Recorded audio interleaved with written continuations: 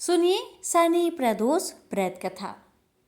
गर्गाचार्य जी ने कहा, हे महामते, आपने शिव शंकर प्रसन्नता हेतु समस्त प्रदोष व्रतों का वर्णन किया। अब हम शनि प्रदोष विधि सुनने की इच्छा रखते हैं, सो कृपा करके सुनाइए। तब सूत जी बोले, हे ऋषि, निश्चयात्मक रूप से आपका शिव पार्वती के चरणों में अत्यंत प्रेम है।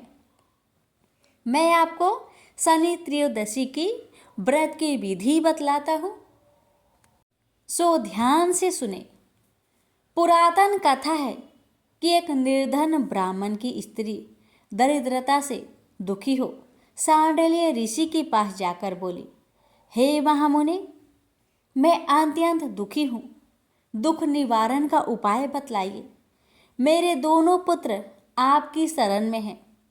मेरे ज्येष्ठ पुत्र का नाम धर्म है, जो कि राजपुत्र है, और लघु पुत्र का नाम सूचिव्रत है, अतः हम दरिद्री है। आप ही हमारा उद्धार कर सकते हैं। इतनी बात सुन ऋषि ने शिव प्रदोष व्रत करने के लिए कहा। तीनों प्राणी प्रदोष व्रत करने लगे। कुछ समय पश्चात प्रदोष व्रत आया।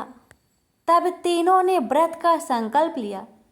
छोटा लड़का, जिसका नाम सूची व्रत था, एक तालाब पर स्नान करने को गया तो उसे मार्ग में स्वर्ण कलश धन से भरपूर मिला।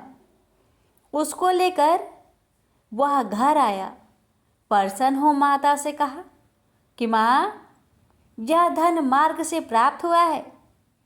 माता ने धन देकर शिव महिमा का वर्णन किया। राजपुत्र को अपने पास बुलाकर बोली, देखो पुत्र, यह धन हमें शिव जी की कृपा से प्राप्त हुआ है, अतः प्रसाद के रूप में दोनों पुत्र आधा आधा बांट लो। माता का वचन सुन राजपुत्र ने शिव पार्वती का ध्यान किया और बोला, पूज्य, यह धन आपके पुत्र का ही है, मैं इसका अधिकारी नहीं हूँ। मुझे शंकर भगवान और माता पार्वती जब देंगे, मैं तब लूँगा। इतना कहकर वह राजपुत्र शंकर जी की पूजा में लग गया। एक दिन दोनों भाइयों का प्रदेश भ्रमण का विचार हुआ। वहाँ उन्होंने अनेक गंधर्व कन्याओं को कीड़ा करते हुए देखा। उन्हें देख सूची व्रत ने कहा, भैया, अब हमें इससे आगे नहीं जाना है। इतना कह सूची व्रत उसी स्थान पर बैठ गया, परंतु राजपुत्र अकेला ही स्त्रियों के बीच में जा पहुंचा। वहाँ एक स्त्री अति सुंदर राजकुमारी को देख मोहित हो गई और राजपुत्र के पास पहुंचकर कहने लगी कि हे सखियों, इस वन के समीप ही जो दूसरा वन है, तुम वहां जाकर देखो।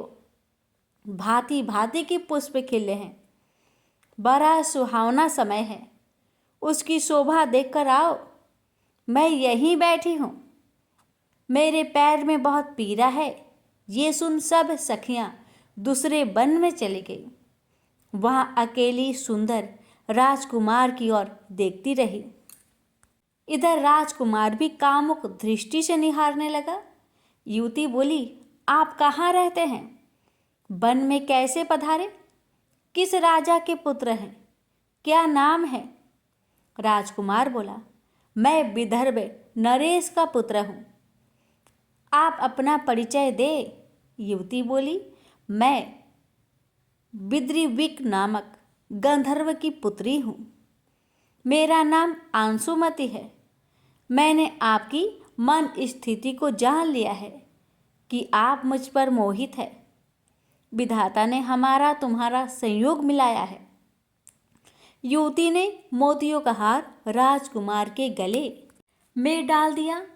राजकुमार हार स्वीकार करते हुए बोला कि हे भद्रे, मैंने आपका प्रेम उपहार स्वीकार कर लिया है, परंतु मैं निर्धन हूँ। राजकुमार के इन वचनों को सुनकर गंधर्व कन्या बोली कि मैं जैसा कह चुकी हूँ वैसा ही करूँगी। अब आप अपने घर जाए। इतना कहकर वह गंधर्व कन्या सखियों से जा मिली। घर जाकर राजकुमार ने सूची व्रत को सारा वृत्तांत कह सुनाया। जब तीसरा दिन आया, वह राजपुत्र सूची व्रत को लेकर उसी वन में जा पहुंचा। वहीं गंधर्व राज अपनी कन्या को लेकर आ पहुंचा।